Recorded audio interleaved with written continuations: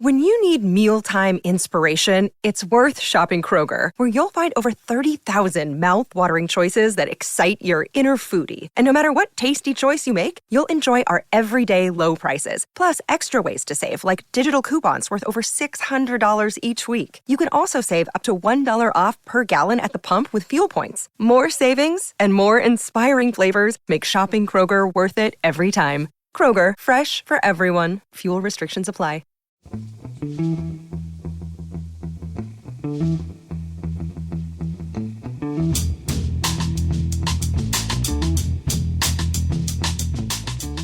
Well, that's a good way to start the show, isn't it? With Kieran going, I forgot all about it. We'll find out what Kieran's forgotten all about in just a moment after I say hello and welcome to The Price of Football, the show that looks at the money behind the beautiful game with me, Kevin Day, and Liverpool University's Kieran Maguire. Kieran, I have to say I'm a little bit disappointed this morning. We're recording on Wednesday morning for a special reason. I was hoping that you'd already be in your top hat and tails, but you appear to be in some kind of 1950s vest combo. Tell our lovely listeners where you're off to today, Kieran. Well, as a Brighton fan, a trip to London to the Palace is not normally something one looks forward to, but this is a slightly different Palace. Yeah, so yes, I've been very kindly invited to a garden party at Buckingham Palace for, and I quote, for services to football. And I know what you're thinking. Where's your invite? Where's producer Guy's invite? And I can only presume they got lost in the post. I certainly was not thinking, where's producer Guy's invite? I imagine producer Guy's been to the Buckingham Palace on several occasions, Kieran, to offer advice to various majesties on various financial podcast issues. As for my invite, Kieran, I just work quietly in the background. The knowledge that I'm doing a good job for people and for charity is enough for me, Kieran. I don't need it to be publicly acknowledged. The big question, Kieran, is have you got some kind of Aston Villa spreadsheet ready in case Prince William is there and pounces on you to ask about how much Villa can spend next season within the FFP guidelines? I think yes. I've learnt my lines off by heart. My spreadsheet's normally pretty well thumbed, as you're aware, but just in case, if the king sidles up to me and sort of from the side of his mouth says, "So what's the delay on these Manchester City charges?" I've got answers prepared for that as well. Yeah. Please promise me, Kieran, if you meet Kate, don't mention your well-thumbed spreadsheet, will you? So I don't want to see you on the front page of the Daily Mail tomorrow being thrown out of the garden party in Buckingham Palace. I assume, Kieran, that how can you scrunch up a spreadsheet and can you hide it in your top hat? Well, if I was in the morning suit, I probably could. Yes, I do have quite a good memory for spreadsheets, as you know from our live shows. I just start spouting numbers off randomly, but they tend to be there or thereabouts. Well, the trouble is, Kieran, you have such integrity that we all assume the figures are right anyway. So no one's going to. Anyway, Kieran, this is not this is buttering no parsnips, as I believe that Irene Handel once said in a film a long time ago. It's Newsday, Kieran. We have got a lot of news to get through. The first two stories are recurring, and the first one concerns the Nottingham Forest appeal against their 4-point punishment, which we've heard yesterday. Yes, the appeal commission upheld the original verdict, which was a 4 points deduction. From an accounting point of view, I'm not surprised, because the whole crux of the appeal, and Forest were very angry, there's no doubt about that, with regards to the initial verdict. It did broadly centre around the transfer of player A, or Jennon Bronson, as we've become to affectionately know him, to Spurs, which took place on the 30th of August. And Forest were saying, well, can't that be backdated to the 30th of June? And if that is the case, then we're within the limits. And I think Forest's argument was that, and here you go back and you look at precedent and you look at previous cases. But if you take a look at what happened with Sheffield Wednesday when they sold the stadium to a company which, by a pure coincidence, happened to be owned by the club owner, and that took place a few days after the year end, that to a certain extent that had been backdated. But I think there is a substantial difference here between the two cases, in again, sort of my view from looking at it from an accounting point of view.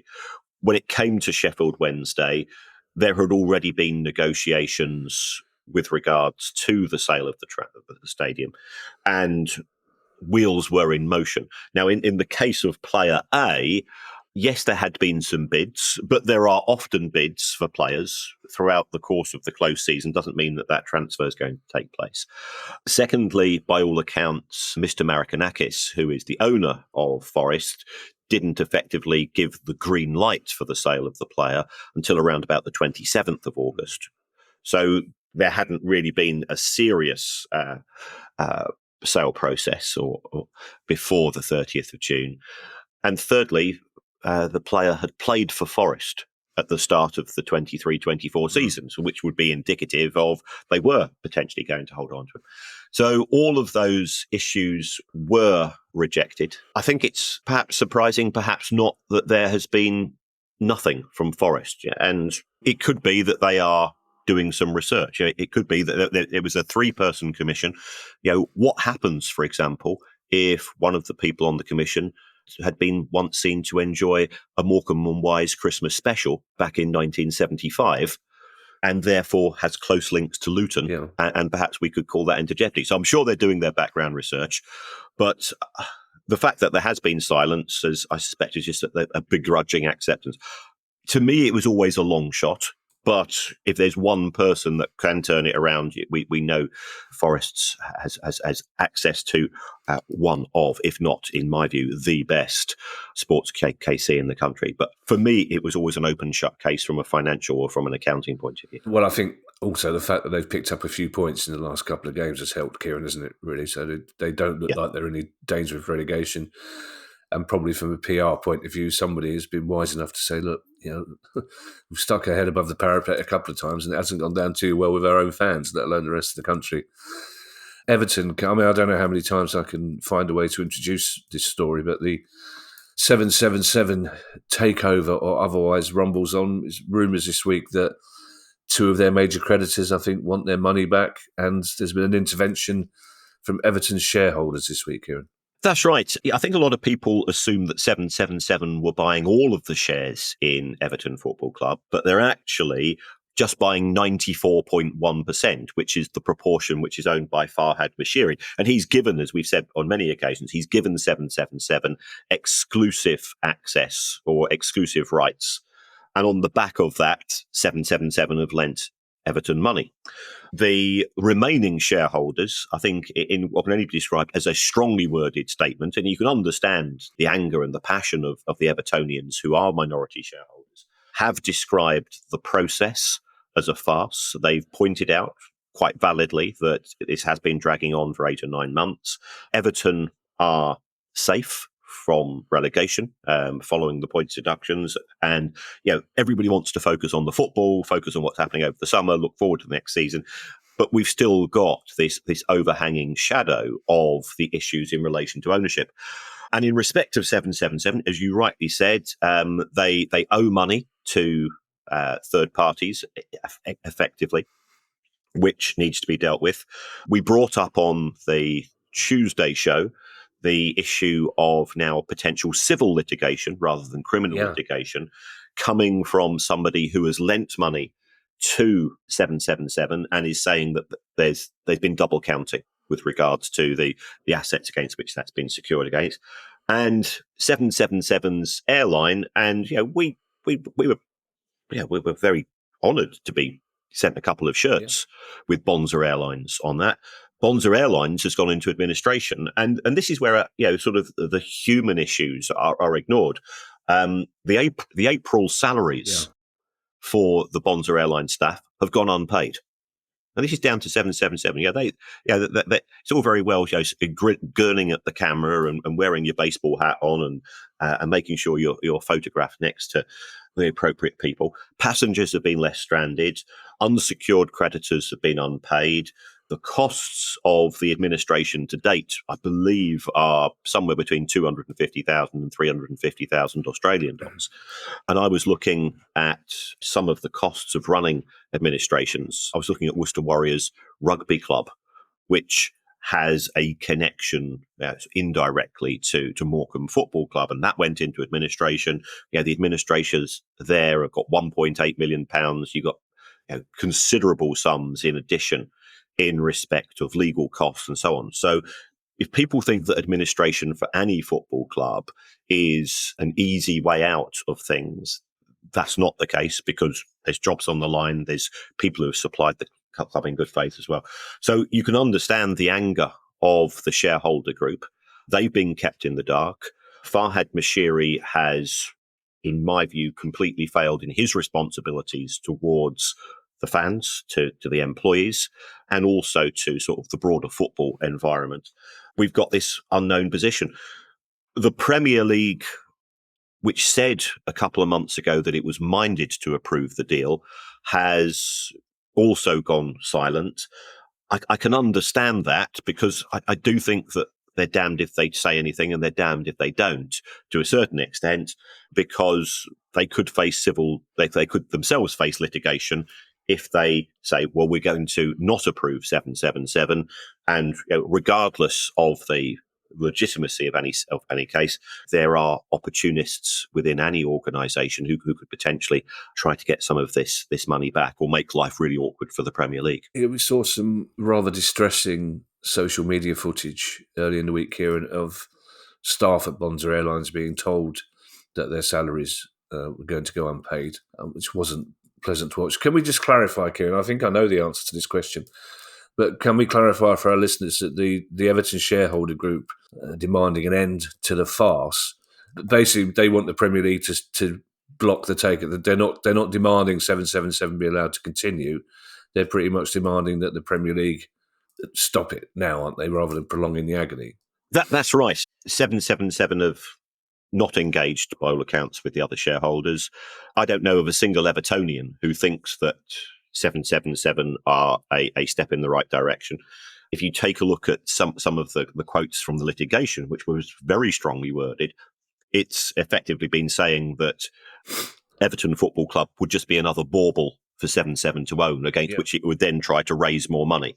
So it is very messy. If the Premier League doesn't go ahead with it, what are the options? Well, Farhad Moshiri presumably has signed some form of exclusivity contract. Does that money have to be given back? If so, from where? Does it come from the club? Does it come from Moshiri? The further issue of what would happen if the club goes into administration. I've looked at the Premier League handbook, and it does say that there's a sort of a standard 9-point deduction. Everton will probably be okay if that's the case. Unlike the EFL handbook, and I have spoken to some journalists who have contacted the Premier League to say, can you give us a definitive decision with regards to administration? Would the 9-point deduction be applied this season or next season? They've had no response, which I think is frustrating. I've taken a look at the handbook, and the handbook simply says it's a 9-point deduction. We could be left with a position that if Everton win this weekend, or if some of the other clubs lose, that Everton could be 11 points ahead with a week to go of the season. So it all becomes very full of ifs and maybes and buts, but very messy. And you can understand the anger and frustration of this shareholder group who bought shares because they love Everton Football Club, and they've seen it being dragged through a farce and a mess due to the intransigence of other people. Kieran, the very fact that you and these other journalists are seeking to find out this information about administration is a telling one, Kieran, and a frightening one if I was an Everton fan listening to this. And we know 8 or 9 months ago, when the proposed takeover by 777 was first raised, we know at least 2 very respected Everton investigative websites, if you like, sharing their concerns then. And that's before we know what we know about 777 since. So I've said it before, it beggars belief that the Premier League could now still sign this off. And here you are, and here respected journalists are talking about potential administration when it might happen. This none of this should have been allowed to reach this situation, Kieran, should it? It's as simple as that. People will play the blame game on this for months and years to come. But whoever is to blame, we shouldn't be here talking about Everton potentially going into administration. One of the most famous traditional football clubs in the world. And we're talking about it as what happens if the 7-7 deal collapses. So that has not yet collapsed. So we're not saying that it's probable. But we've both spoken to journalists. The work which has been done by Josimar, which is a sort of a Norwegian-based website, but the journalists connected with that, I do hold in high regard. And I think they've done something about 17, 18 articles, all about 777. A very experienced investor and person with a financial background. And these are not grudges that people have against Farhad Moshiri or Alisha Usmanov or Everton Football Club. There is none of that. It is a genuine concern about the current position of the club and the potential future ramifications as this sorry story drags its way through a very, very turgid process. This next story, Kieran, involving Hong Kong and Blackpool is a startling indication of the globalisation of English football, for one thing.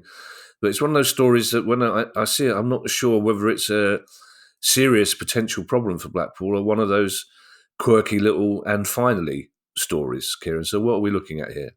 Right. The Hong Kong financial regulator has a claim against Siganti Capital Management, which is a very successful investment company.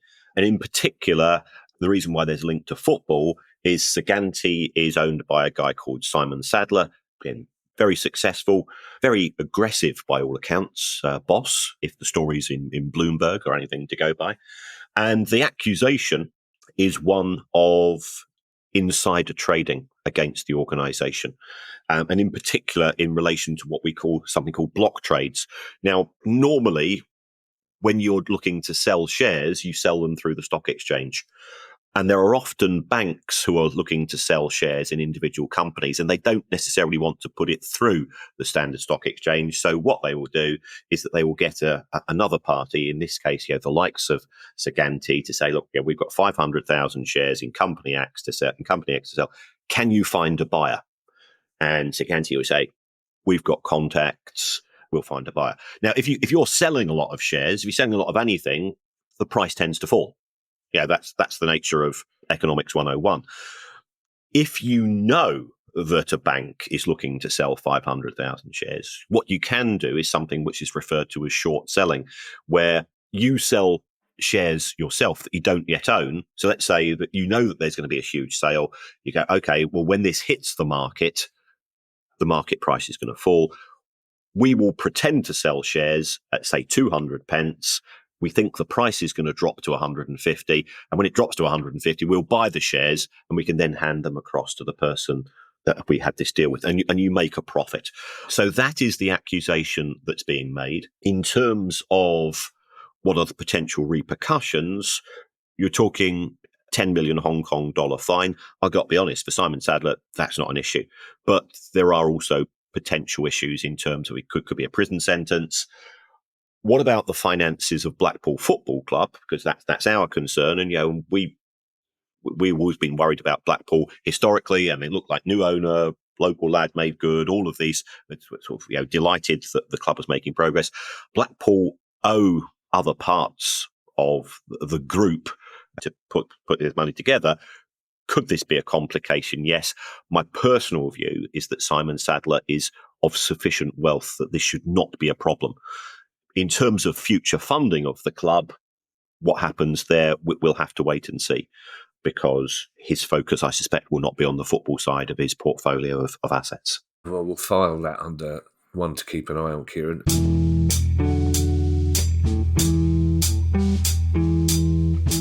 This episode of The Price of Football is brought to you by the AI-powered workspace Notion. What if you had access to tomorrow's tools today? In Notion, you do. It's the AI-powered workspace where any team can turn ideas into action. My career is sort of a bit like being a butterfly, and I'm always jumping from project to project. So therefore, Notion helps me from summarising meetings notes and automatically generating action items to getting answers to any question in seconds. If you can think it, you can make it. And Notion is for everyone, whether you're a Fortune 500 company or a freelance football finance lecturer. You can try Notion for free when you go to notion.com/priceoffootball. That's all lowercase letters, notion.com/priceoffootball, and start turning ideas into action. That's notion.com/priceoffootball. Hi, I'm Steve Lemack, and every week I'm joined by Music Ally's Head of Insight, Stuart Dredge, on The Price of Music, the weekly podcast all about the money behind the music industry. In each episode, we discuss the very latest goings-on in the music business and dig into the finances behind the big stories. So whether you're a music lover who just wants to know more about what really goes on in the industry, or you're an aspiring musician, manager or label owner who wants some inside knowledge on how Spotify's financial model really works, or what the future holds for independent live music venues, this is a show for you. Subscribe to The Price of Music in your podcast app now. See you soon.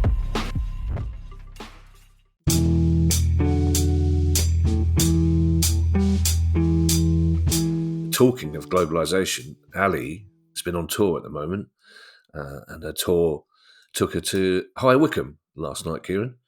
And I did ask her whether the good people of High Wycombe were dancing in the street. This next news, which I can't imagine any other job, Kieran, in which I get to mention the words Wycombe Wanderers and Kazakhstani billionaire in the same sentence. Yes. Yeah, congratulations to Wycombe. They have a new owner, Mikhail Lomtadze, the fifth richest man in Kazakhstan. Fifth richest. Oh. He's been successful in technology. Now, the price that he's paid is unknown. What he wants to do with the club, again, unknown, but he does seem quite enthused. The Cohig family, who bought the club as recently as 2020, and we've had Rob Cohig on the show because they did have a dispute with Derby, and I think he's an American lawyer, so I think it's fair to say that his comments were forthright at the time. And we've never yet discovered whether there was a financial settlement between Derby and Wycombe. I think both clubs have decided to keep their counsel on that, which is their right if they so desire. He's decided that the family have effectively taken Wycombe as far as they can go. He didn't put a huge amount of money into the club, and that's what fans want. You know, that they want billionaires to say, here's a load of expensive baubles in the shape of, you know, improvements for facilities, new players, and so on. I felt it always was sort of a viewed through a financial lens, but I think this is one of the things we are seeing with an increasing cohort of investors in football, especially American investors, that they will buy the club with a view to the exit door in a few years' time and make a profit in the profit between buying price and sale price. It's a bit like buying a footballer. You know, you buy them for price X, you pay their wages for a few years, and ideally you'll sell them at a much higher price. I tell you, I feel sorry for Kieran when you talk about unintended victims. There's a mate of mine who's trying to sell a documentary to Netflix, which is basically, never mind Wrexham, let's have a look at Wycombe Wanderers and their American ownership. Oh. And he's having to do a massive reverse ferret. He's going to have to find the Kazakhstan version of Netflix and sell it to them. Some good and some bad news, Kieran, for the FA. Should we share the good news first about their... I mean, it seems that if they want to bung the National League any more sweeteners, they've got plenty of money to do it with, Kieran. They do indeed, yes. The Football Association published its 2023 accounts. It is a profitable organisation in its broader rights. And this is on the back of the FA. That'll be a combination of the FA Cup and England matches. How big does that make the Football Association? If it was operating within the Premier League, it would be the sixth largest club. It would be effectively between Spurs and Arsenal in terms of the revenue that it generates. Further good news, no debt. The money that was borrowed during COVID was repaid more than 12 months ago. The executives seem to be doing quite well. If you take a look at the Mark Bullingham, he joined in 2019, 2020 on 524k. He earned £850,000 last year. There's important decisions to be made. You know, what colour should the England home shirt be? I'll go for white. And not everybody can do that with confidence. So that's Indeed the positive. But again, I think we sort of briefly mentioned this on the Tuesday show. The FA is a success on the back of the TV deals and the back of Club Wembley, which is lucrative. What's not so good is the performance of Wembley Stadium itself. So it lost £67 million last year. Since Wembley Stadium, respectively the revised Wembley Stadium was created, it's lost 350 million quid. So on an annual basis, there's an ongoing loss. We're old enough to associate. We can remember sort of FA Cup finals, and the day would start at 10 o'clock with FA Cup final. It's a knockout, and then we'd have many reminiscences. And that's why, for you and I, the White Horse of Wembley, and it was the 1923 final, was famous. Wembley Stadium itself is more White Elephant than White Horse, unfortunately, because as an institution, I think there is an element of a vanity project there. There's people involved historically, and there's decisions which are made historically, which I don't think look particularly great. One of our listeners contacted me in the last couple of days and said there's a further issue at Wembley, because we were comparing Wembley to Spurs Stadium, in that the local council in respect of Wembley is far more restrictive with regards to the number of events that can take place there compared to Spurs. So is there the opportunity to further monetize it in terms of big events? I think that is capped, which is a further restriction. So the FA, great. It's got loads of cash in the bank. Should that go to grassroots? Ideally, I think we are in favour of that. But Wembley itself is effectively having to be subsidised through the rest of the FA's activities. Very good work with the White Horse, White Elephant there, Kieran. Thank you. I was wondering where you were going, but I doff my top hat, Kieran, considering the gravity of today's occasion. And also, very good work on keeping a straight face when you said executives seem to be doing quite well, as though that was ever going to be in any doubt. Kieran, I think we probably all took that as read, didn't we? Oh, the executives are doing quite well. Oh, look, our rivers are full of shit. I know, but the executives are doing quite well, aren't they? Because you clearly haven't got enough on your plate at the moment, Kieran, you decided to have a quick look at the finances of the Scottish Premier League this week. I imagine that may be why you managed to leave the Baroness's hat on the train, Kieran. Yes, the Baroness has bought herself a hat for the trip to the Palace. How is that your fault, Kieran, that she left her own hat on the train? We've had this discussion earlier. I didn't want the hat to get damaged, so I put it up on the shelf that you get in the train, and we got off the train and we started to walk to the hotel where we're staying at, and then she goes, "You've forgotten the hat." I'm going, "Me? oh, why is it my fault?" She said, "Well, I told you to remind me, because I've got two suitcases, and she's got a Waitrose carrier bag, of course, with the hat in. So I've not run since the 2016 Dublin Marathon, where I knackered my knee, and I then had to sprint back to Charing Cross Station, run through the guard, run past the guard, say, "My wife's hat, it's my wife's hat." And he gave me the thumbs up. He clearly saw the gravity of the situation. I managed to jump on the train. I was working my way through the carriages, trying to work out we stopped. And then the train set off. But by the time I got to London Bridge, I'd found the hat, and then had to catch the next train back from London Bridge to Charing Cross. And when I got back to the Baroness, she said, "What took you so long?" Sounds like a Richard Curtis film, Kieran, only without the running into each other's arms at the end. I have to say that hotel you're staying in looks quite posh. I don't recall ever having seen a framed TV set before, but that's nice. Nice gilt-edged frame around the telly, lovely. Yes, it is. Yes, yeah. It is. It's gorgeous. It's very quiet as well. Very peaceful in central London. Yeah, but not after. It won't be when we finish the podcast and the Baroness says, "Why have you told everyone that story about my hat?" So back to the Scottish Premier League, Kieran. Oh yes. Bye, BAFTA. Bye, BAFTA, indeed. Yeah, I'd like to sort of get an overview, and I have done this for the Premier League and the EFL clubs. But I think it's only fair that we often talk about Scottish football being operated at sort of different mindset to that of the English league. And the first thing that you notice from looking at the accounts of all the clubs put together is very much the dominance of the old firm. So between them, you've got two clubs who are responsible for 80% of all of the spending on players in Scottish football. And their squads cost 89% of the total squads of all of Scottish football, which reflects their dominance in terms of winning trophies. I think that the other thing that I picked up was just how important it is for Scottish clubs to participate in UEFA competitions. If you're in the SPFL, you could be earning, perhaps £1 to £2 million from TV money, whereas Celtic got 39. So mainly through getting into the Champions League, so Champions League or Europa League, and finishing third. And I'm not being disrespectful here to any of the clubs who are not Rangers or Celtic, but I think at the start of the season, finishing third is what they're aiming for, and getting into either the Europa Conference or the Europa League, again, can be quite transformational.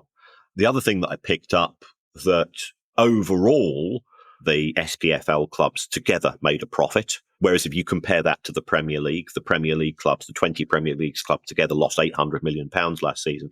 So I think there's a different mindset in, we're going to try to break even. Yes, a lot of them lost small amounts of money, but overall it made a profit. They've got wages under control, with the exception of Ross County. Given that Gordon Brown is a shareholder in Ross County, and Gordon Brown was fairly famous as a chancellor for having a fairly prudent approach and cautious approach to the nation's finances, I found that a bit strange. And again, to try to sort of contextualise how big is Scottish football, if we added together all of the revenue of all of the 12 clubs in Scottish football, it would be approximately what Newcastle United are going to generate this year, just on their own. So, yeah, there is a seismic gap. And if we go back right to the very start of the Premier League in 1992-93, again, if I get up extra early, I do sort of get occasional thoughts of doing sort of historical financial analysis. In the very first year of Scottish football, sort of the Premier League, Rangers had the second highest wage bill in British football, and I think Celtic were about 8th or 9th, and now they don't come within a distance of any of the Premier League clubs. So there has been a transformation because of the success of the Premier League. It's not due to a lack of success in Scotland, it's due to the fact that the Premier League has simply blown everybody out of the water, including the other European nations, in terms of its ability to generate money and therefore pay appropriate levels of wages to reflect that. Two quick questions for you, Kieran, off the back of that. Firstly, what sort of wages are Ross County paying that makes them so different? And secondly, that figure you mentioned of the domination of the two big clubs, Celtic and Rangers, the 80% and the 89%, just for comparison, do we know how that would compare, for example, with Real Madrid and Barcelona? It would be around about 60 to 65%. For the two Spanish. So yeah, again, they are very successful in their own rights. And in respect of Ross County, they're not paying particularly high wages. It's just that they don't generate a lot of revenue. So, their wages, they're probably in the region of £1,200 to £1,600 a week, something like that. So right. not particularly high. Right. That's broadly in line with many clubs in League Two. We've got a couple more fairly big news stories to talk to, Kieran. But first of all, I have a question for you. And before that, even, we should congratulate Bromley on their promotion to the National League, just the other side of Croydon from us, managed by ex-Palace goalkeeper Andy Woodman, who's now he's 3 times the man he used to be at Palace. If he was that size when he was a goalkeeper, he would have been much easier. So he wouldn't have had to dive, he just had to stick his arm out. But brilliant news for Bromley and for businesses in this area. But the question is, Karen, in the last couple of days, we've had a lot of Swindon fans getting in touch with us, asking whether we're going to talk about what's happening there. So I'm just intrigued to hear, Kieran, whether there's been a marked deterioration in Swindon's circumstances or whether this is just part of an ongoing worry for Swindon fans. There is an ongoing issue in terms of the owner, Clem Mathuni, with respect to his funding of the club. Without going into too many details, I am aware that there are interested parties. I may or may not have had conversations with them. I really am sort of in a slightly awkward position, and those conversations may or may not have been involved in what would be an appropriate price to pay for the club. Should right, okay. discussions move on any further. So I think fans are concerned because under the previous regime, which was Lee Power, there was an awful lot of angst. We got to know people from the Supporters Trust, and we got to know Rob, who then became the CEO, and he left under circumstances. And again, I'm aware of the circumstances, but it's not appropriate for us to discuss those, I think, on the show. Yeah. All I'd say that he is still a passionate Swindon Town Football Club fan. So they've not been helped. I think my gut reaction is that Clem isn't on my wrong uns list, but sometimes you can act in good faith and be dealing with people that don't treat you with good faith. So all of this just creates an element of uncertainty for Swindon. And Swindon fans have already been put through the ringer a few years ago with regards to the future of the club. There are people trying to extract money from the club, which is making things a bit more complicated, and they might be connected to the previous owners and so on. No matter what level of football we talk about, Kieran, no matter which country's football we're talking about, there will always come a stage on the Price of Football podcast where we say, back to the Premier League. And here we are, back to the Premier League. Two big clubs, Kieran, and two big kit stories. First one, Chelsea. Yes, the Chelsea front of shirt deal has caused a lot of raised eyebrows because it hadn't been signed off before the start of the season. And then all of a sudden, this company, Infinite Athlete, which itself appears to be a bit of a startup. So why is it getting involved with a Premier League football club? Was paying a substantial sum of money. And I think we are probably talking tens of millions of pounds for the rights to have their name emblazoned on a Chelsea shirt. And look, Chelsea are a global brand. They have a big fan base in certain geographical areas on the history of their success under Roman Abramovich and so on. And that deal, by all accounts, is due to expire at the end of this season.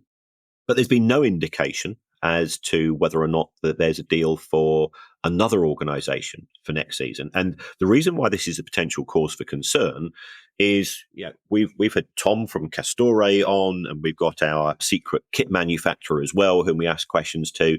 And sort of the vibes coming from the kit world is next season's kit has already been designed and production lines have already commenced. So therefore, potentially, you're going to have shirts with no sponsor on the front of them because nobody knows at the club as to who or if there is going to be a front of shirt deal. So we could end up with a replicated position to what we've seen in 23-24. That is very, very messy. Would Chelsea partner with a gambling company to get a quick deal over the line? In my view, probably not, because again, I'd refer to the fact that Chelsea is a global club in as far as its fan base is concerned, and there are some countries where gambling sponsorship is very much disapproved of, and that could have an impact upon Chelsea's sort of broader reputation. But also from a negotiating point of view, if I was looking to have my name on the front of the shirt, I'd be going, well, when do fans buy shirts? And again, you talk to retailers, they say the big splurge is on that first 7 days following release. So the sponsors are going to lose out there. Yes, you've got the secondary Christmas market, and yes, of course, you've got Chelsea, a big club. The megastore would sell once you start to get the sponsor's name on, but it is going to, I suspect, have financial implications.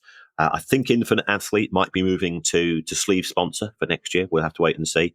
But those deals tend to be worth normally in the region of sort of 8 to 10 million for a club of Chelsea size. Well, never mind global Chelsea fans, Kieran. Domestic Chelsea fans pretty much put an end to a gambling sponsorship in when Stake were planning to take over, wouldn't they? That's right, and fair play to them for doing so. I think the honeymoon period between Clearlake Capital, Todd Bowley, and the Chelsea fan base has very much come to an end. So Chelsea fans were disappointed that there were even consideration for a gambling sponsor.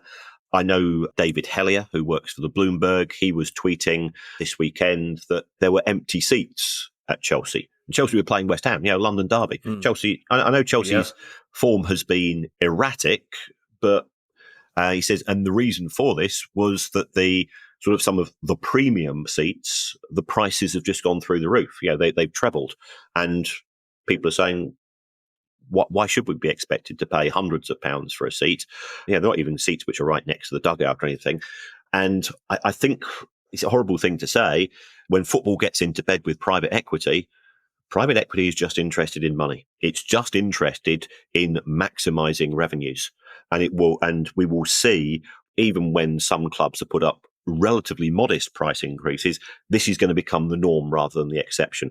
And for the day fan, in particular, you're going to get rinsed because private equity says we don't see football as a sport. We see football as part of the entertainment industry. Look at what you have to go and pay these days to go to the theatre. Look at what you have to pay these days if you're attending a gig, especially for a big band. I'm going to see Tool in June. They're not a big band. It cost me more than £100 for a ticket. I'm going, this is getting crazy. If you want Taylor Swift, if you want the Foo Fighters, some of the big bands that are coming to the stadiums, you're talking double that. I'm going to see 12th Night, Regent's Park Open Air Theatres, Kieran, and didn't cost me anywhere near as much as that, and I get a tiny picnic thrown in. So maybe you should swap your Tool for your Shakespeare. Talking of empty seats, Kieran, it was noticeable, and many people did notice it. At your game against Villa on Sunday, there were quite a few empty seats, as opposed to Selhurst Park on Monday night, Kieran, which was rocking for the 4-0 defeat of Manchester United.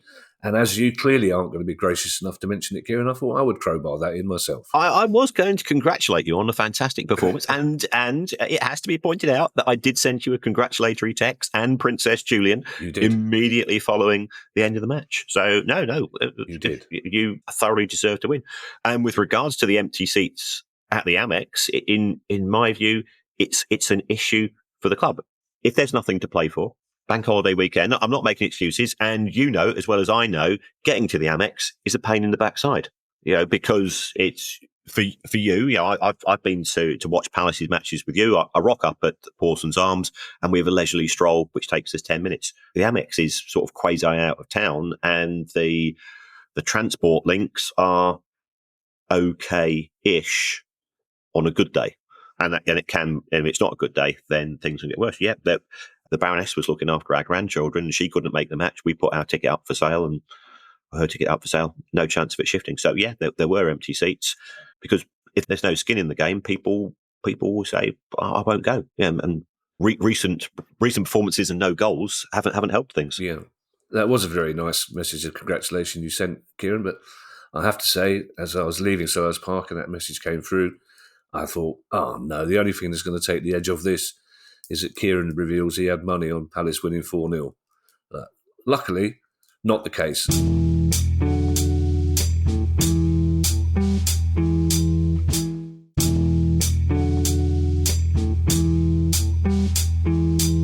Now, the second kit issue, Kieran, people may have forgotten that there were two to talk about as we've been meandering, involves Liverpool. Yes, Liverpool's 24-25 kit has been advertised and is going up for sale. And the price has gone up. If you want to buy a stadium shirt, i.e. for the more elderly fan, shall we say, the fan who has grown into their shape, then that's going to cost £85 for an adult shirt, £12 if you want patches on your arms. And what I find rather intriguing is it's £7 for the Premier League patch, and it's £5 for the Say No to Racism patch. I don't see where the £2 difference is with regards to that.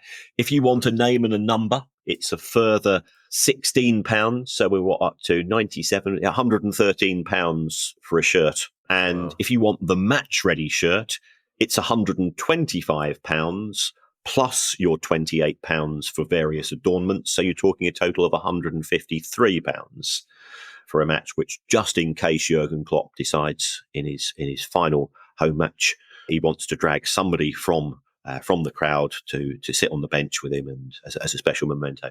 So those are very steep price rises, and we've seen the prices of shirts go up on an annual basis. I did contact one of our secret kit manufacturers, and they said because Liverpool are saying it's all Nike's fault. We don't set the prices, nothing to do with us, Gov. And to be fair to Liverpool, I think you can get a £5 discount if you buy direct from the club store as opposed to a normal retailer. When I spoke to our kit manufacturer, they said, costs have gone up, material costs, labour costs. We're not denying that, not going up as fast as the price rise. So I think it's a little bit disingenuous to say it's all down to the manufacturer. And with regards to Liverpool, it looks like they're going to return to Adidas. So it could be that Nike is saying, well, we haven't got that long to go on the deal, and therefore on the back of that, we're going to get maximum price whilst we can. I get really cross, Kieran. It's one of the many things that make me more cross than they should. But I get really cross with the number of little kids who clearly haven't got the artistic ability themselves to do those elaborate signs asking for a player's shirt, sometimes in more than one language. It's quite clearly Daddy's been involved with creating that. But as a mate of mine said last week, the way kit prices are going, you're going to be seeing 3,000 of those little placards at every game because they just can't afford to buy their kit. Because that's the thing, we're talking about adults buying kits, Kieran, but so many of the kits are bought for the youngsters, aren't there? And if you've got a couple of kids who support Liverpool, you're spending a lot of money on a very attractive kit. Liverpool always seem to be one of the first to reveal their new season kit, Kieran, which is interesting considering what you just said about Chelsea. Yes, I mean, if you take a look at the relationship between the kit manufacturers and individual clubs, it is very much tiered. So you have the elite brands, then you have tier 1, tier 2, tier 3, and so on. And the relationship between the manufacturers and their clubs is very much geared towards the elite. And Liverpool are part of the elite group. I would imagine that Chelsea would have been the same.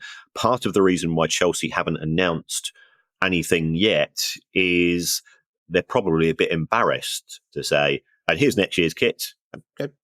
And personally, I like the idea of a kit without a sponsor. But it has now become part of the psyche of the game. And it would look a bit naff if for their final home game of the season they say, and here's next year's kit, and people are going, well, we don't know who's going to be sponsoring. It shouldn't be an issue, but it is. Our pre-penultimate story, Kieran, as we've been told that the third from last story is officially known as the pre-penultimate story. We're not a cynical pod, Kieran. Me in particular, despite my attitude to small children begging for shirts, I'm not cynical. So this next story, Kieran, involving QPR and their search for a new CEO, I'm going to hand over to you, Kieran, because I don't want to be tainted with any cynicism whatsoever. Yes, and this was spotted by Tariq Panja, who works for the New York Times. I think it's fair to say Tariq probably is more cynical than us. And I'm not saying... and he goes, didn't notice this before. QPR hired an executive search company, i.e. a headhunter, to find a new chief executive because Mr. Who's is leaving. After accepting the task, it found somebody, a 26-year-old chap, who worked at the search firm, which couldn't be. I mean, to be fair to this 26-year-old lad, he has also worked in football as well. But we wish him all the best. QPR is one of those clubs that I just like because I associate them with Stan Bowles and Jerry Francis and that sort of era from the mid 70s when they always played glorious football, and also Sir Les and so on. And they've always been a side I like to watch, and it's always been a ground I've loved to visit as an away fan. But these things happen, I guess. It's business. Yeah. Also, let's face it, Kim, we've both reached an age when you go, 26? I know. That's way too young to be running 26? He can't be running a football club. No, congratulations to him. And the fact that the best candidate for the job just happened to be working at the search company is one of those coincidences, as you say, Kieran, that will happen from time to time. Our penultimate story, Kieran, involves, which is always a pleasure for me to report, the world of comedy and the world of football colliding. Yes, this is Will Ferrell, I suspect on the back of what he's seen at Wrexham, what he's seen in respect of the enthusiasm for football, which has expanded and accelerated in the United States. He has bought a small share in Leeds United. That will allow him to go and talk about dirty Leeds in a way which he hasn't been able to do so before. And that is not a criticism. Or people say it's rude when you talk about dirty Leeds. No, it's not. Leeds fans are absolutely delighted. If anybody ever says, why are they known that? Just go to YouTube and look at the 1970 FA Cup final where Chelsea and Leeds just knocked 7 bells out of each other for 90 minutes on 2 occasions. And that was the first FA Cup final I ever watched. And for me, that was just the norm. I'd really encourage anybody that's unfamiliar with the reputation that one or two clubs had. So he decided to make a small investment in Leeds. I think this will give him the opportunity on talk shows to increase the profile of the club. So it's a sensible decision from that point of view. Leeds have, of course, their relationship with the 49ers. They're going into the playoffs. We wish them well, as we wish all clubs in the playoffs well, just as much. But their finances are such, because they owe £190 million in outstanding transfer fees, that getting to the Premier League is actually quite important for them, or attracting some external investment. Yeah, I think it's probably only fair to say, Kieran, that for all 4 clubs involved in the playoff and the Championship, getting into the Premier League is quite important as well. Yes, absolutely. We wish all of them well. We don't know, presumably, the extent of his investment. Is it a token sort of number, and the club are perfectly happy to have another celebrity associated with them, or is it a serious bit of cash? Do we know? I suspect it's not a significant amount of cash. I mean, if you take a look at Tom Brady and his investment in Birmingham City, we are talking very much a nominal amount, but you get Tom Brady talking about Birmingham City. I saw him getting roasted at the weekend when he was at some NFL gathering, I believe. It's just part of increasing the profile of a club and using an endorsement from somebody else to do that. Yeah, I imagine as we speak, Will Ferrell's agent will be saying to somebody at Leeds, he doesn't do Ron Burgundy anymore. And they'll be saying, oh, please, just one photo with him in a co-op in Yorkshire, dressed as Ron Burgundy, looking confused. And his agent will go, well, that's his default expression. There's no problem with him looking confused. But that's, I don't know, Kieran, if you've noticed that subconsciously you've used the word Messi quite a lot during this pod. And I suspect it may be to do with our last story, which is literally Messi. It is indeed. The Messi experience has opened in Miami, and I believe it's going to tour the world. So this is sort of it's an exhibition with some activities. So one of which is that you get to go on the top, or an imitation top of a bus tour where you've got the cheering crowds following Argentina winning the World Cup in 2022. You get to see various bits and pieces. I think, and by all accounts, Lionel Messi has not contributed any artifacts to the exhibition himself, which does, I think, taint it somewhat. It's very much aimed at the tourist market, but I think it does show that we are living in the world of global superstars, and people will attend this, and it's hoping to go around to 30 or 40 different venues in different countries to give people the opportunity to see photographs of Lionel Messi when he was a kid, what is a picture of a football from the 1990s or so. It will be, I suspect we would probably regard it as a bit ho-hum, but for the TikTok generation, for people who want to get an experience of what it's like to have adoring people chant your name, and we've experienced that at the Price of Football live events, as we know. Indeed, it will be a money-making venture, no doubt. Yeah, the official press release says that he uses AI, 3D, and CGI, which begs the question: is how accurate is the CGI version of his accountant? Probably there'll be a 3D lawyer, I imagine, as well, just for the full Messi experience. But it probably costs about $100 to get in as well, I imagine. Oh, yeah. I bet it's a lot of money. Yeah, in Miami, there's no such thing as a cheap ticket. That sounds like there's a story to be told there, Kieran, but you've got to go to Buckingham Palace. So we have to end. Thank you to everyone who's donated to the pod via our Patreon page. If you'd like to make a small monthly contribution to the pod as well, that'd be very kind of you. It'll get you access to our chat community and our regular quizzes, end of season quiz coming up in a couple of weeks. And you can do that by going to patreon.com/priceoffootball. If you have a question you'd like answered on the show, on our now new Tuesday, which is really messing with my body clock, Kieran, you can email us at questions@priceoffootball.com. And if you'd like to buy our book or one of our other books, or get yourself a Price of Football t-shirt, You can find details on the same website, priceoffootball.com. We will be back on Tuesday with that next questions pod, and hopefully we'll get some royal gossip. In the meantime, I shall hand you over to Mr. Kieran Maguire for his customary farewell. Well, thank you to everybody for engaging and keeping us on our toes. And it is great that so many people invest and write to us and so on. There's a variety of ways you can support the show. Patreon, if you want an ad-free version, and also, thank you very much for the financial support. It is gratefully received.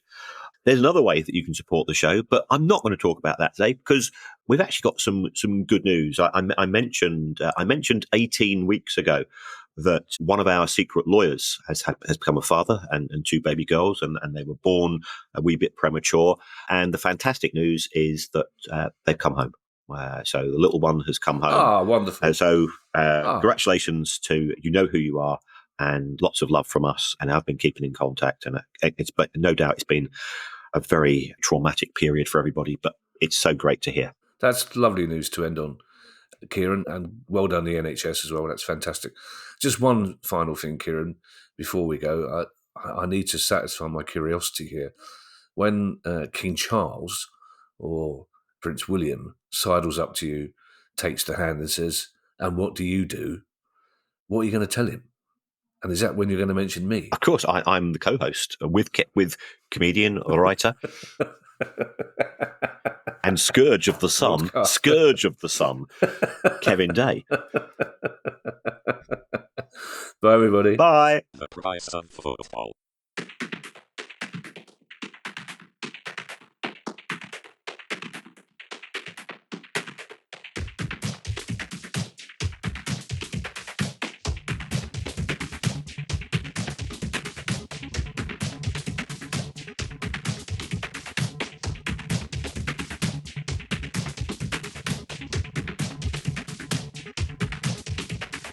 The price of football.